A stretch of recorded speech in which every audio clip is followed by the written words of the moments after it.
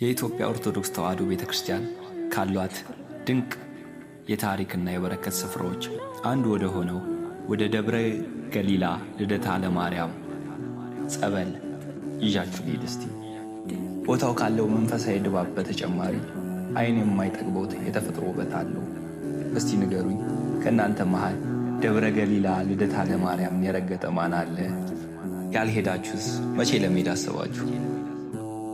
በዚህ ዓለም ግርግርና ጩኸት መሃል ነፍስ ረፍት የምታገኝበት አንድ ስውር ስፍራ አለ ቢባል ደብረ ገሊላ ልደታ ለማርያም ብዬ ብመሰክር ተሳሳትክ የሚለኝ ሰው አለ ብዬ አላስብም። እዛ ስትደርሱ ድካማችሁ ይጠፋል፣ ልባችሁ በሰላም ይሞላል። አንዳንዴ ከሁሉ ርቆ ከራስ ጋር መነጋገር ሳይሆን ከፈጣሪ ጋር መገናኘት፣ ማውራት፣ መነጋገር ያስፈልገናል።